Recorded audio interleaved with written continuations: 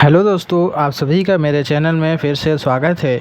तो दोस्तों, आज के इस वीडियो में हम सीखने वाले हैं कि 12 धूर में कितना ज़मीन होता है। यानी कि दोस्तों, अभी तक हमने एक धूर में जाना है कि वो उसमें कितना फीट होता है और उसमें उसकी लंबाई चौड़ाई कितनी आएंगे, ठीक है। लेकिन जो आज के हमारा जो सवाल है कि अगर हमें 12 धूर में अगर जानना हो कि 12 धूर में कितना ज़मीन होता है, ठीक है, या फिर 10 धूर में, इस तरीके से अगर सवाल दिया रहे कि उसमें कितना ज़मीन आएगा और उसकी लंबाई चौड़ाई कितनी आएगी फीट में या फिर कोई भी से मान में, तो कितना होगा, मैं वही आपको इस वीडियो में बताने वाला हूँ। तो चलिए दोस्तों, बिना देर के वीडियो को शुरू करते हैं और सीखते हैं, जानते हैं कि 12 धूर ज़मीन कितना होता है फीट में, यानी कि जिसको हम स्क्वायर फीट भी बोल सकते हैं, बोला ही जाता है, ठीक है। तो चलिए देखते हैं। तो सबसे पहले दोस्तों, एक धूर बराबर क्या होता है वो निकालेंगे, तभी जाकर हम 12 धूर का निकाल पाएंगे।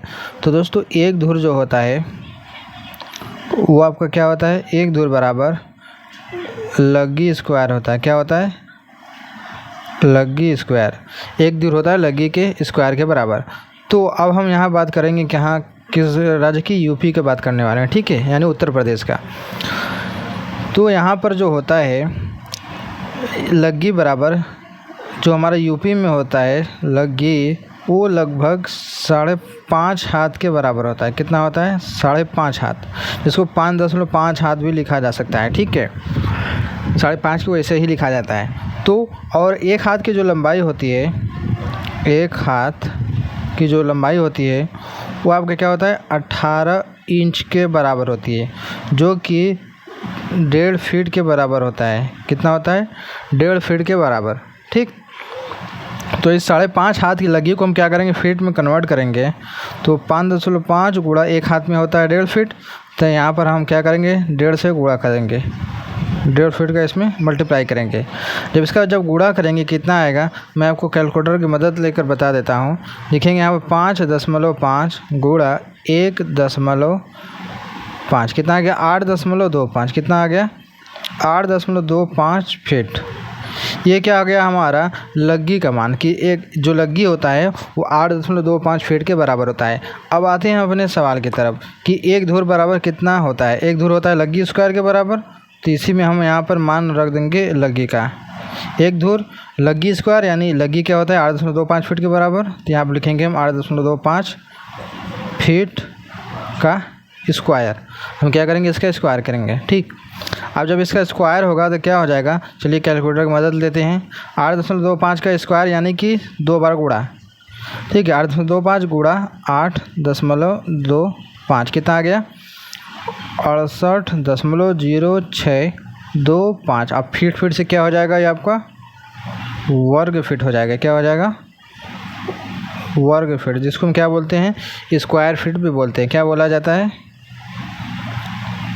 स्क्वायर फीट इंग्लिश में।